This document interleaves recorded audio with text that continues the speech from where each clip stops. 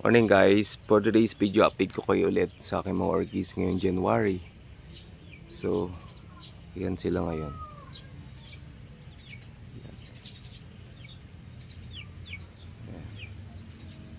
Ganda pa rin ang mga bloom nila till now. Yan sila. Ito bagong ripat ko dito to eh. Mga kikis, inipon ko sila dito. So ayan, buhay sila ulit. As always, pure charcoal lang sila. Walang masyadong media na coconut husk. Ayan. Tapos ito si Mokara. May panibago na naman siyang spike. Meron siyang buds na 2, 4, 6, 8. Dami pa yan. Tapos si Morning Glory, nag-iisa yung bulaklak niya. Ito siya. Nag-iisa siya. At saka si Green. Ayan. Ito di ko alam ID nito eh.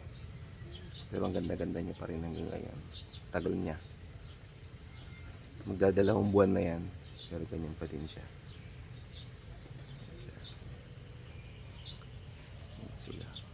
Ito si ano to, si NOB. Kikis yan, pero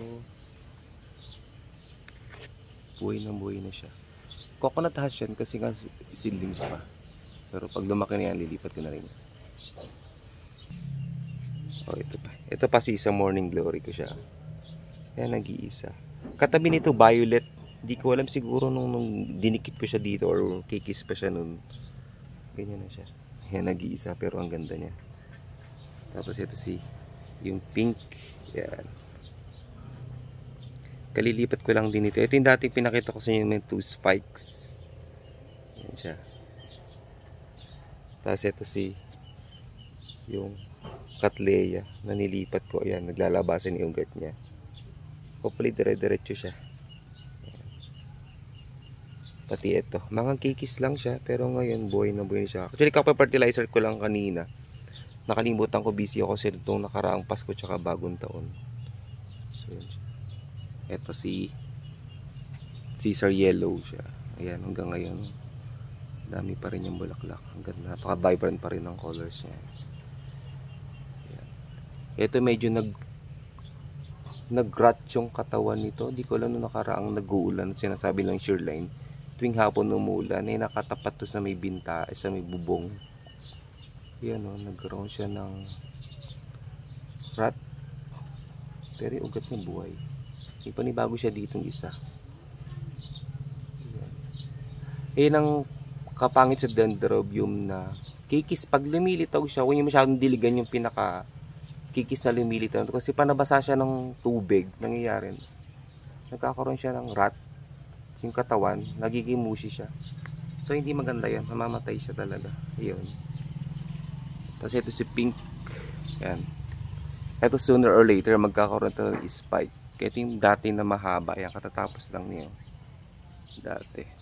Yan. Mga ugat niya. Indikasyon na okay siya. Green na green dito. Yan, okay siya. Tapos ito si Cattleya. Yung ginawa ko sa inyo na paano gumawa ng coconut shell, coconut husk sa bunot. Nagamit siya. Yan, okay na siya ulit. Namerde na siya. Hopefully, okay na siya. Yan, butas sa ilalim. Styro siya.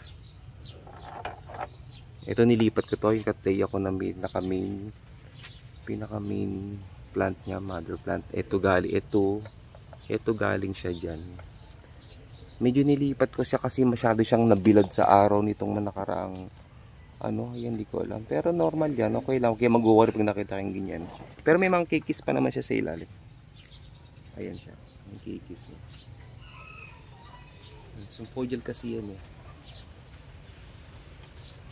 Ang Cattleya kasi, pag namulaklak na yung katawan niya dito, yung una, yan, namulaklak na yung pinaka ito dito. Hindi na siya magbibigay ng bulaklak dyan sa dati niya pinagbulaklakan. Hindi tulad ng dendro, pwede siya magbulaklak ulit sa dati niyang canes, pero ang Cattleya hindi siya. Ito pa. Ito Cattleya din to eh. Medyo na-struggle to, na-stress to nakaraan eh. ano siya, ang tawag dito, nagkaroon siya ng problema dun sa ugat niya. So yan, pure shackle pa din siya. Ito mingkat to na Cattleya eh. Mingkat siya. Mingkat na Cattleya to eh. Ayan siya, Cattleya.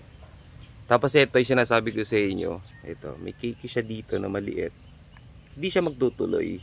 Kasi meron siyang bulaklak. Meron siyang spike sa ibabaw. Ito lang. Meron siyang spike or bud sila matutu. 4, 5. Pag ganyan, magpo-focus siya dito sa flower. Pero ang kikis niya dito, hopefully mag-i-stay yan ng ganyan katagalan. Hindi na siya lalaki. Kasi naunahan siya ng bulaklak. Ayan. Ito man to. Ito. Dire-diretso na to. Kasi walang bulaklak. Magpo-focus talaga siya sa kikis. Ayan. Tapos itong aking tawag dito. Curly Morning Glory. Ito. Nung nilipat ko to medyo ano pa siya. Pero ngayon okay. Hindi ko to masyadong niniligan kasi nga gamit ko coconut husk o coconut shell na pot. So yan, nababasa siya dito. Pero pure charcoal pa din yung pinaka-media niya sa loob. Yung last flower niya. Pero healthy siya. Okay naman siya dyan. Ayan. Tapos ito si Aspirata. Yan. Kung makikita nyo, okay na siya. Ito kasi kaya nagdidilaw siyang ganyan, nagba-brown tip. Kasi mga sinaunang dahon niya yan. Actually, mag 1 year na to. Sabi nila kasi itong ganito, hilig sa araw. Pero hindi direct. Masusunog naman siya. Yan. Kasi mga old, suitable siya. Pero makita mo taba, akala mo saging siya. Buhay siya. Lagi nyo yung tatandaan, hindi mahilig kayo sa orchids, nakita nyo maganda. Alamin nyo muna kung pwede sa lowland or sa malalamig na lugar. Lagi nyo tatandaan, hindi porket nagustuhan nyo siya, okay na siya doon, patutubuin nyo. Huwag kayo magtataka pag hindi siya gumaganda. Lalo na pagka yung orchids mahilig sa malamig. Huwag kayo magtataka kung bakit hindi nyo siya napapaganda. Kasi nga, ikaw ba naman galing sa malamig na lugar tapos dadaling ka sa mainit na lugar? Siyempre mag-a-adjust ka. Lalo na pagka sa flowering season nila, huwag niyong asahan na magmumulaklak sila. Yun lang. Disclaimer lang po, hindi po ako ganun ka-professional sa pag-alaga ng orchids. Pero yun lang po yung nalalaman ko kasi katagalan ko nag-alaga ng orchids. Kailangan nyo rin maintindihan talaga yun. Ganun lang siya. Sa pag-alaga ng orchids, kailangan patience lang talaga siya. Tiwala lang. Ito yung mga dancing lady ko. Ay tulad nito. Ito si Triciflorum. Thai species to eh. Yan, naglagas yung dahon niya. Pero buhay siya. Ito si ano ba yung ID nito? Wait lang. Kung makita. Primary white yellow leaf. Ayan, mag brown tip yung dahon niya. Normal yan. Pero yung iba yan. Pero sabi nila to, kung gusto mapamulaklak to, huwag masyadong diligan pag namumulaklak na sila. Tip lang daw yun, wag daw. First time ko nagalaga nito, pero magta-tribe naman siya, kahit ba paano. Ayan siya. Tapos ito si Primary Pink. Ayan. Ayan siya. Tapos ito si, pangalan nito, Linley Aggregatum. Actually, kinuha ko lang to dito sa pinaka main plant niya, sa main mother niya. Kasi nga napansin ko, nung lagay ako ng moss doon sa pinaka media niya, nag-rot yung mga ugat. So nilipat ko ito na. Ito dito siya galing eh. Ayan. So ayan, okay na siya ulit. Nilipat ko siya. Dendrobium lingiti aggregatum. Ano din siya? Dendrobium type din siya. Ayan. Tapos ito yung minakita ko sa inyo yung last ano ko. Napakaganda nito. Si Tolimia. Ayan, ang ganda-ganda niya. Makikita niya. Ang ID niya, ito, ID niya. Syzygium Tolimia, number 703. Wala siyang specific name, pero nabili ko ganyan siya. Pero yung iba meron. Ayan, makikita niyo siya. Napaka-vibrant ng colors niya. Ayan. Pangalawa yung isa ko dito na nauna, ito. Tapos na siya. Tapos na siya mag-bloom. Pero ito, ang ganda-ganda niya. Makikita niyo yung ganda-ganda niya. Oh. Napaka-vibrant ng colors niya. Yan. Tapos ito si Magang Maga. Si Magang Maga. Ito si pangalan pala din ta. Wait lang. Chantabon Sunrise. Indikasyon na to, magkakaroon na ng buds yan. So, nag-store na siya ng tubig sa katawan niya. Ito madaling alagaan. Basta nabibilad sa araw, okay siya. Yan, tulad niyan. Magang Maga na siya. So, sooner or later, or mga bandang mga March, magkakaroon na ng buds dito yan sa mga, dito yan. Maglalabasan na siya. Napaka-vibrant din ng colors ito. Parang ganito siya. Naghahalong orange tsaka red, yellow. Ganun siya. Yan siya. Kaya kinaiinisan ko. Lagi siyang merong bird nest sperm. Lagi siyang may. Tapos ito si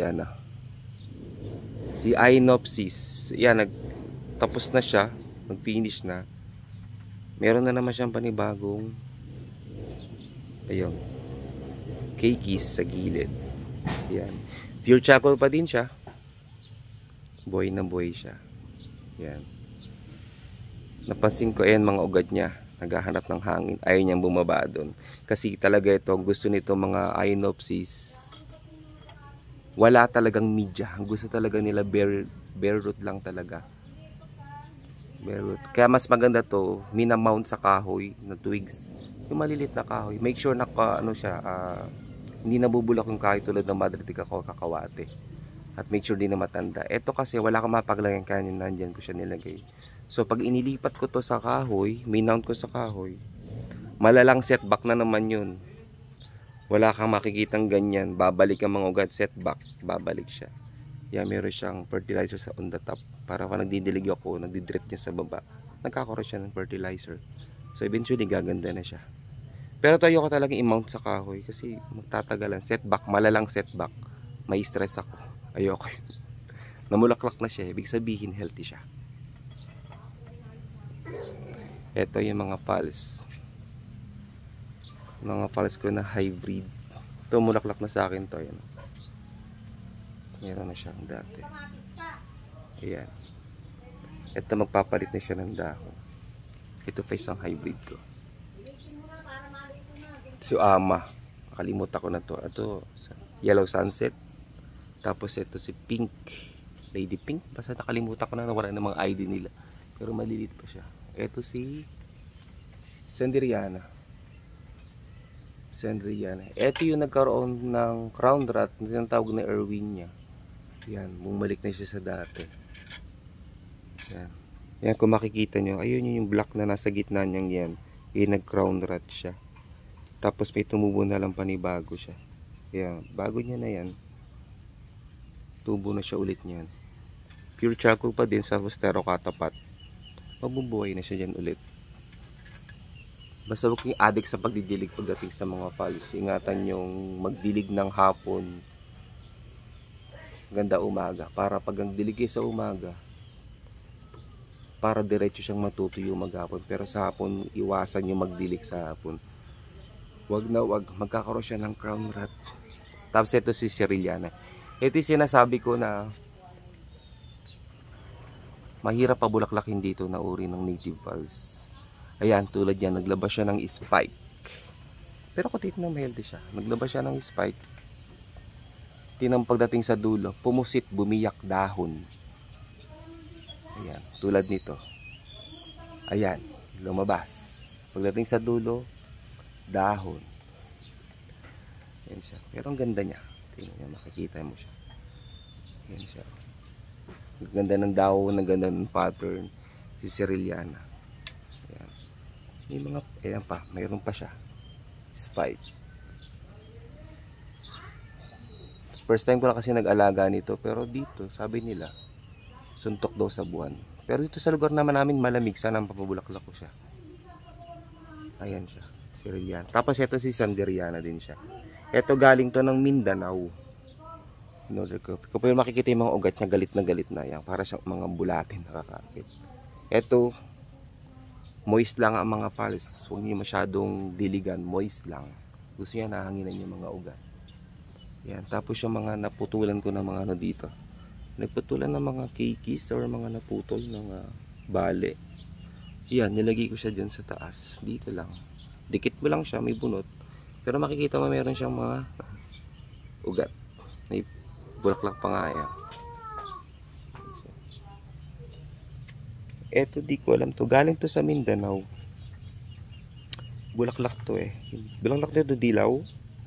Galing sa Mindanao. Pero yan siya. Buhay na siya. Nakakatawa lang. Malamig dun sa lugar nila. Pero dito napapabuhay ko siya. Eto si False Aphrodite. Tingnan mo yung spike niya. Ang dami. 3. Mahaba siya. Hindi pa siya nagbibigay ng bud sa dulo. Pero super antay ako dyan kasi ang tagal kong gusto magkaroon nito. Pero ayan. Buhay na buhay siya. Yung mga ugat niya, healthy siya. Ayan. Mga ugat niya, nag-ano na siya, nagtanggal, nagbuhol-buhol na siya dyan. Tapos ito si si Rhynchostylus retusa. Seedlings pa siya, so hopefully hindi pa rin niya magkabigay ng bloom. Ayan siya. Pati ito, pals nito. Tapos yung, ayan na, tuyo na. Tapos ito si, pangalan ba nito? Si Mini Nemo. Wait, ang hirap tanggalin. Yan, si Mini Nemo. Yan siya. Yan, bare root lang siya dyan. Inatouch ko lang siya dyan. Pero tingnan mga ugat niya. Buhay na buhay. Pero pagka nagmamount kayo ng mga orchids sa kahoy, make sure lagi siyang basa. Huwag naman yung basang-basa. Maawa kayo. Pahingay nyo may ugat. Ikaw malunuri sa tubig, mamamatay ka eh. Joke lang. Kaya ganyan siya. Kailangan nyo lang siyang babasain, moist lang, para mapanatili nyo yung ugat na moist. Tsaka magdire-diretso. Indikasyon niya, pag green yung ugat na ganyan sa dulo, healthy siya. Pero pag nakita nyo nangingitim, it's either overwatering, underwatering, ganun siya. So kailangan moist lang, tama lang. Every morning yung didiligan para green tip. Yan, pag kaya nag-brown sa dulo, asahan nyo, underwatering kayo o kaya overwatering. Yung lagi nyo tatandaan pa nagdidilig ng orchids. Hindi ang orchids, hindi porket mahilig sa tubig, panaindilig mo. Kailangan talaga may watering schedule siya. Hindi yung dilig ka ng dilig. Wait lang, mamaya ako na siya sasabit. Yan muna siya. Ayan. Tapos ito si Grammatophyllum hybrid green. Scriptum to eh. Kulay green yung bulaklak niya. Pati ito. Ayan, meron silang mga panibagong mga keikis. Ayan siya. Ayan. Sa kakawate ko lang siya nilagay. Ayan pa. Kakawate ko lang din siya nilagay. Ayan. Ayan sila. Tapos ito yung aking mga bandalamilata. Ayan. Nasa bangga din siya. Nakakapit siya dyan. Ito yung bandalamilata na kulay yellow, yung bulaklak. Tapos yung nasa taas na yon si Iridis Lorenzei. Ito yung mga sanggumay ko.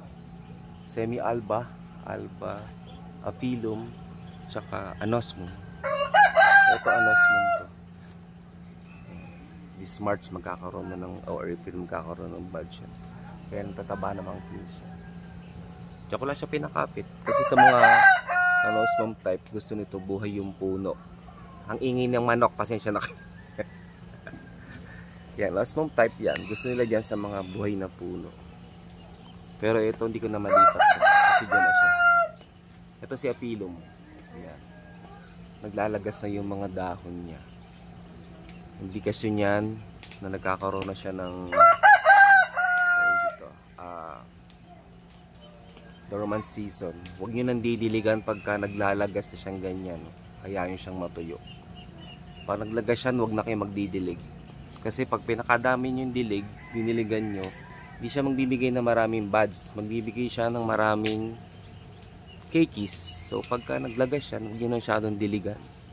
para ma-maintain nyo yung maraming flower. Pero pag yan diniligan nyo, habang naglalagas yung dahon, huwag nyo asahan na maraming bigay ng bulaklak to.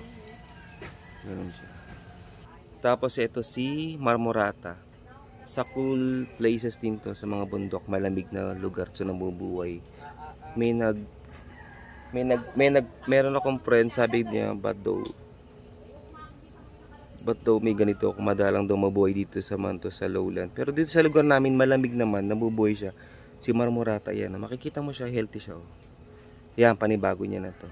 Actually, wala pa sa akin na 1 taon to eh. Mga 3 months pa lang siya. Simula in order ko. Tapos ito si Pandorata. Selagini Pandorata. Yan. Nakaka-recover na siya. Mataba na tong pangalawang pseudobulb siya dito. Mataba na. Ito si Pandorata. Maganda rin to, jade yung flowers niya. Jade. Tapos ito si Ratchusini. Etong kulay nito, dilaw yung pinaka bulaklak niya. Ayan, meron na siyang panibagong lumalabas na kikis dun.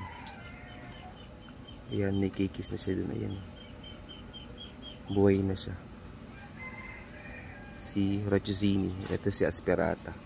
Sa cool na lugar dito. Pero dito napapabuhay ko siya. Kasi medyo malamig sa lugar namin talaga. Ewan ko lang sa Manila, sa may init na lugar, kung mabubuhay ito mga ganitong klase. Pero to sa mainit na lugar din naman kasi ito, kaya nito. Epipite din to. Makikita mo to sa gubat, sa puno. Nasa katawan ng mga puno, sa gitna, hindi pinaka-support nila. Nakapit sila dun. Ito pa si isang Ratchusini ko. Ayan. Ito mo siya. Ayan. Nag-aantay na lang ako lumabas yung kikis dyan. Yan, bunot lang siya sa ibabaw. Pero sa ilalim niya pure charcoal. Tapos sa bottom niya mayroong styro. Yan sila. Ito. Sparse. Yan. Hindi ko nilubog masyado siya. Sa iyo ko masyado talagang mababad masyado. Kasi hindi rin maganda yan. Ayan siya. Tapos ito yung dalawa kong Ratchusini. Ito yung malalang setback. Kasi ito, in order ko kasi talaga to, naipit to sa sa branch. So imbis na dumating sa akin ng pangatlong araw, dumating siya sa akin 5 araw. So talagang dehydrated siya yung mga pseudobulbs siya. Pero okay naman, buhay na siya. Wala naman nakakita problema na namamatay, pero okay siya. Eto, nakaka-recover na rin to. Ito yung malalang setback din to kasi magkasama to eh. 3 days expected ko, 7 days siya bago dumating sa akin. So expected ko na talaga na matutuyo yung mga canes siya.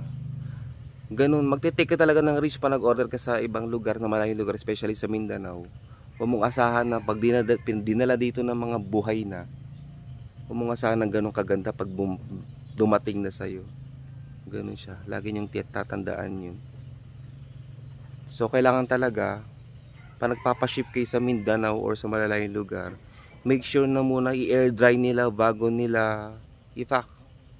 Kasi nagkakaroon talaga namang pagdating ng lalagas ng dahon. Tulad dito nung nakuha ko to, mga lagas-lagas dahon nito kasi hindi nila in-air dry. Yun ang kapangitan pagka malalayong lugar, di mo in-air dry. Pagdating niyan, lagas ang dahon, nabubulok ang roots. Yun, 50-50 na ilaban mo doon. Malalang setback. Suntok na sa buwan nyo kung mapabubuhay mo pa. Ito kahit paano naman to na mabuhay ko naman siya.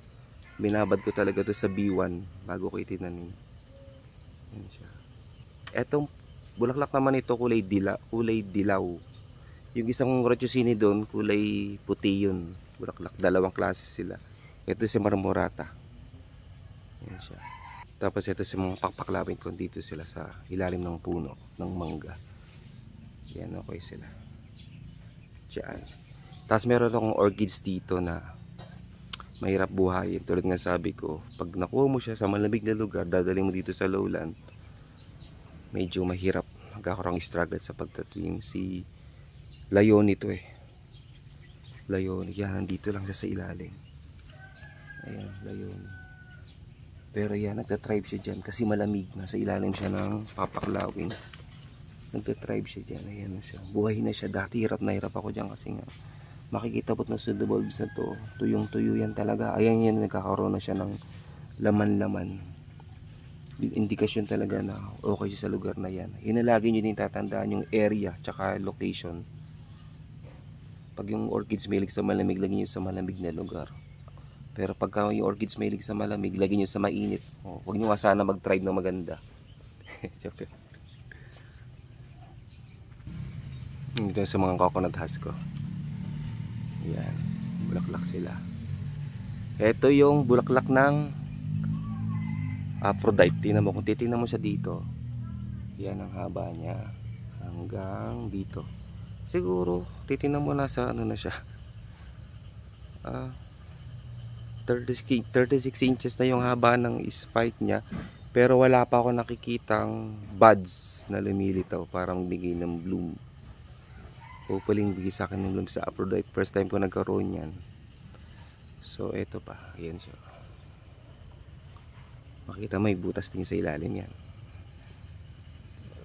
Para make sure talagang drain na drain yung tubig. Kasi bunot to. I-stack ng tubig yung katagalan. Ito si Cattleya. Si Dude Cattleya. Ayan. Yan, dami niya na naman mga cakeys na lumilitaw. Ayan siya. Buhay na siya dyan. Ito yung last na namulaklak sa akin, si Copper Queen. Ayan, meron na naman siya panibagong mga cakeys na lumilitaw. Ayan siya. So yan, bukid sa amin. Pero dito malamig pa rin kahit bukid to. Ayan siya. So, yun lang guys. Thank you for watching sa update ko ngayon sa mga orchids ko. Update ko na lang kayo sunod kong mga video. Maraming salamat. Bye!